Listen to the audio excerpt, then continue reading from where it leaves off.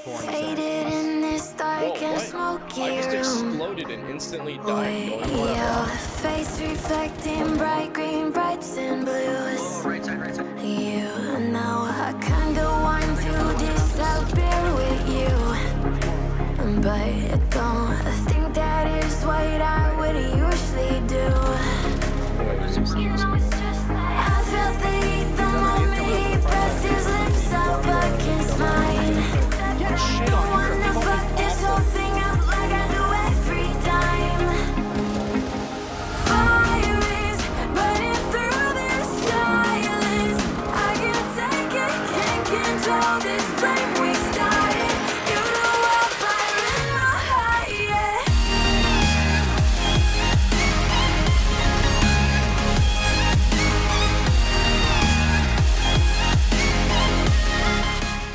What's going on, everyone? Nick or Catalyst here. Welcome back to the channel, everybody. Hope you all are doing well. And you're probably thinking, this is supposed to be a positioning guide. What's up with the montage at the beginning of the video, Cat? Well, if you are here looking to learn about how you can improve your positioning, go back and watch again, because the reality is the guide has already begun. All of those clips were captured in a competitive scrim from a couple of weeks ago, and a majority of those kills I got were because I had superior positioning to my opponents, who, by the way, were fully embracing the current competitive meta and were running some of the highest rate of fire weapons in the entire game. So winning 1v1s and 1v2s like I was is arguably quite difficult, but I'm not here to gloat about my successes. I'm here to teach a lesson on positioning. This has been one of the most requested guides on my channel for quite some time, and the reason that it is coming so late is, quite frankly, it's a lot of work to do, because not every kill streak and not every clip that you get can hold a lesson within it. So before the video starts, just a gentle reminder that if you end up enjoying the video, to please drop a like on it and subscribing if you are new and find this useful. Also, following me on Twitter is a great idea as well, and joining my Discord. All those links are going to be in the description, as well as the link to other videos such as montages and settings guides. So what we're going to be doing today is I'm going to be showing you a select group of kill streaks and clips from some streams of mine over the past few months, about 3 to 4 clips in total, and all of these clips have something in common, mostly the fact that they all involve some type of prediction and or some kind of advanced positioning that allowed me to continue on the kill streak before inevitably dying. So we are going to watch all the clips together live from the stream, one at a time, and then we are going to watch the same clips also one at a time back in slow motion, so I can show you all how and why the streaks materialize due to my positioning, and hopefully we all learn something together along the way. Now, these all were pulled from a stream, so unfortunately the video isn't going to be the best quality that it can be. I think YouTube just caps it at 720p when you're downloading. It's kind of really bad, but whatever. Hopefully that doesn't matter too much, since our main goal today is learning. So without further ado, let's get things started with a short clip on devastation.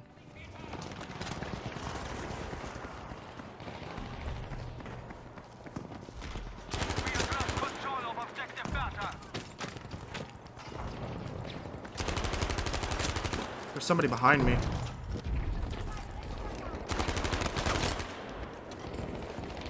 We have now taken objective Beta.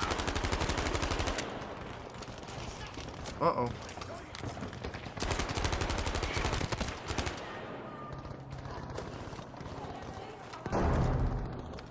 Please try and pick him up.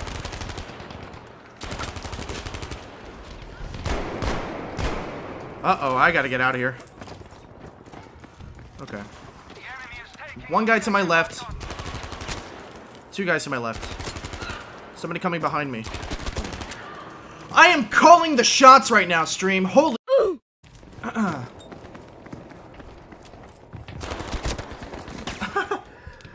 Oh man, I predicted all of that and I died to that guy.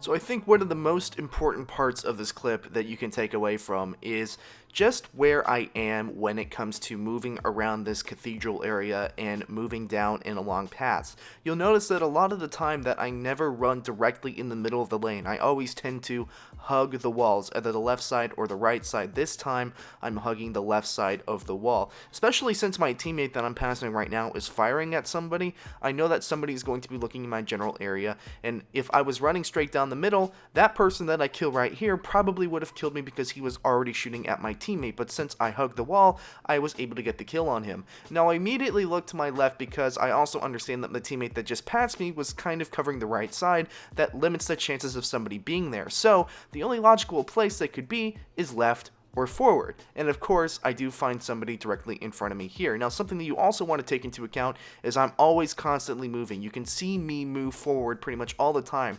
Never sacrifice your movement for a kill, because that is, in essence, what potentially could get you killed. Now, at this point in the video, I think I hear somebody behind me, and I get this kill right here. Now, this kill is so important because look where I'm standing. There is the pillar directly to the right of me. Me standing behind that pillar basically eliminated any possibility that I was going to get killed by anybody else than the guy that I was currently in the gunfight with. Because if I was moved back about 5 feet or so, my entire soldier would have been exposed to the right side of the cathedral, which, as you can see right now, is littered with revive symbols, which means that, yeah, there are a lot of people out there. Now, a lot of people make the very fatal mistake of not thinking about where they're standing when they're shooting at people, and it's hard because sometimes you get tunnel vision, you want to get the kill, I understand it, but you want to consciously think about where you're standing and eliminate as many lanes and areas that you can get shot on while you are in that gunfight. You need to eliminate as many of those as possible, and you can see me doing it again right here. Remember what we talked about at the beginning of the clip, hugging those corners. I know that if I am standing more to the left side, it exposes more of my body to those who are coming from the right, which is now where a majority of the enemy is coming from. I get the kill right there, and I heal up immediately. Now, we're going to see somebody go in and try to Rambo revive, which is never the answer, by the way, but I'm assuming he had no idea that I was there. So I wait for the revive to happen, and then I just kill him. Now, this is super important because you're going to see what I saw, and that there is gunfire immediately to my right. So I'm going to jump and immediately look right and get this kill. Now, if you go back and watch the recording, I also hear somebody behind me to my left, which is why I pull out my pistol and try to take a couple of pop shots because I don't really know where those enemies are, I just know they're to my left. When I notice that they're too far away for my pistol to be really any effective, I decide to move around towards the middle, because if I continue to try and kill them with my pistol or try to reload, the chances of me getting overwhelmed on that side were potentially going to be pretty great, even though I find out later that there's only going to be 2 people around this corner. So I move around, I heal up, I get my ammo back, and now we get to the part of the clip where I know that there's people to the left, so as long as he's not looking at me, I'm going to check for the right to make sure that I don't get killed from behind. I'm going to double check it again, and then you can see what happens for the rest of the clip. I get the 2 kills on the guys on the right of the side of the flag, and I know there's somebody pushing behind me because of my headphones. They do make a difference, and I'm able to get this 3-piece and complete the clip. So, watching that all back, I hope that explains and helps you understand why I made the choices that I did. Let's move on to the next one. Maybe it's 32. Uh-oh.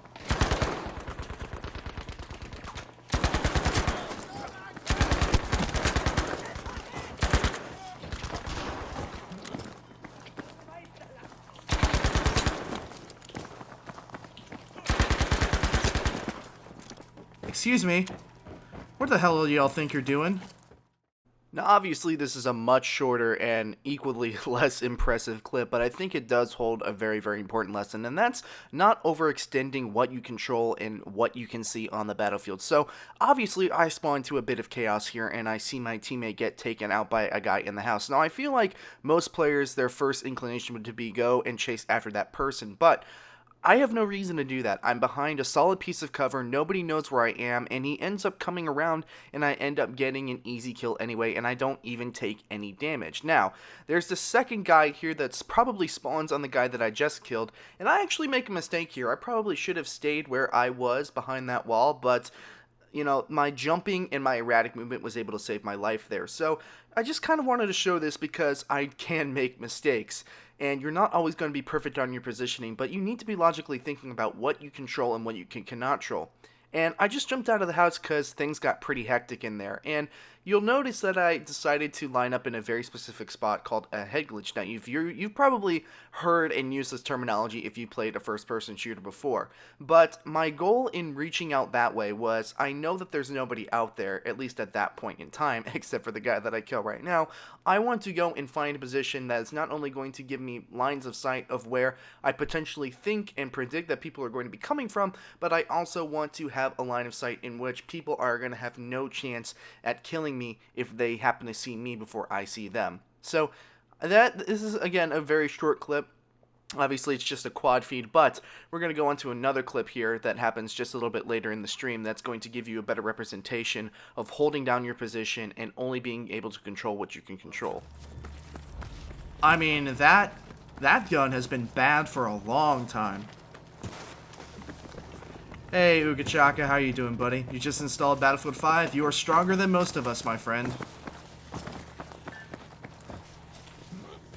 Some people just don't want to give up, i.e. me. There's a second guy there. We have taken objective Charlie. He's right here. We have eliminated our first enemy soldier.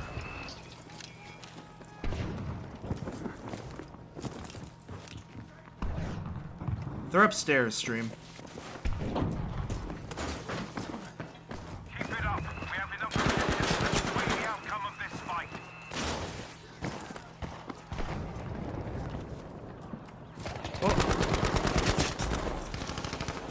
Ah!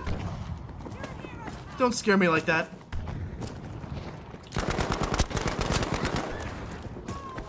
Oh, I don't know, guys. The Sten might still be superior.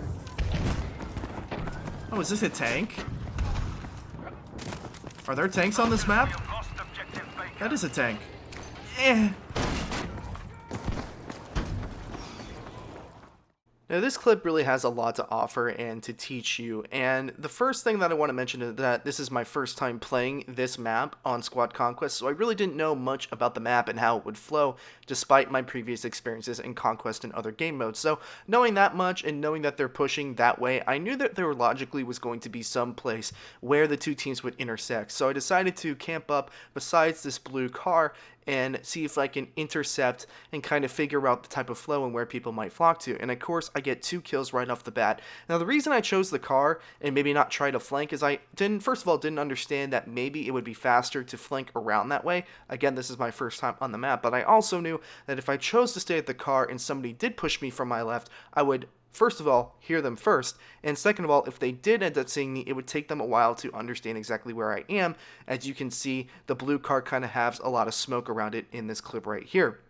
Now, I was able to get that third guy as he was running across, really nice on that head glitch, and I was able to double back around before the threat of a flank ever occurred.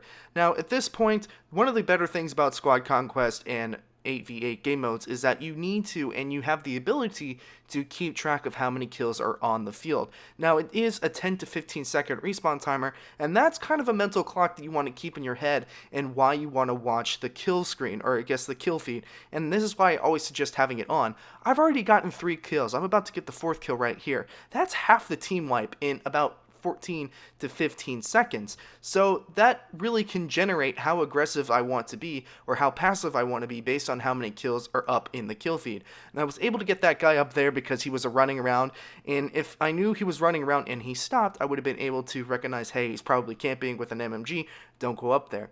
This kill is really nice because I am on a really nice head glitch. I am able to see pretty much all of his head, and I do a little jump move to trigger his fire so that I can know exactly where he is, assuming that somebody heard me fire and kill all the people around. Now, this is also playing into just what I just talked about when it comes to reading the kill feed and understanding how many people are on the field and how aggressive you can be. Now, if that was just 1 kill and that was the first kill of the game, I probably would not have run out into the street and I probably would have died. But since I know that I've taken about 5 or 6 players at this point, and it's about 30 seconds in, I understand that there's probably more or less 4 or 5 people on the field, and I have the ability to go and do that. I'm able to use the Sten to the best of its ability and get that kill over on the street. Knowing that I can take that gunfight with the Sten is super important because if he was closer to me, I probably would have died. And that's something that you need to logically keep in mind is, again, what type of weapon are you using? Can you take this gunfight? Are you in a position to take this gunfight? That's why this clip is so jam-packed with information, because it really does a lot of things. It encompasses a lot of the battle very, very well. And you can see, obviously, you take the smoke out and you move along with the tank. And, you know, we go upstairs and we finish the clip up there. But, yeah, so we're going to move on to the final clip right now. Oh, boy. Oh, we got a sniper here. I wonder what he's using. If he's using the boys AT... There's somebody lying on the ground here. I know, just...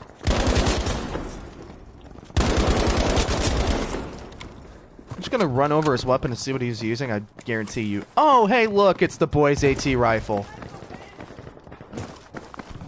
Big fucking surprise. Uh-oh.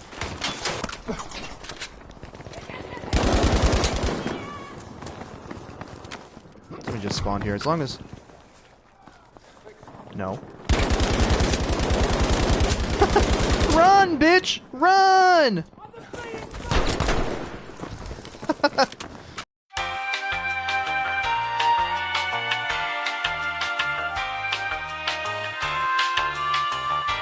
Alright, where is this guy? Oh, he's over here.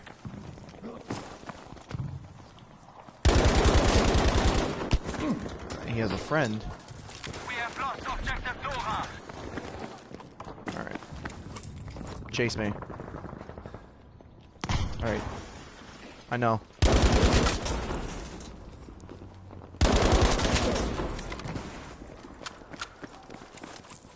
Prediction skills on fleek. Oh, my aim right now is really good.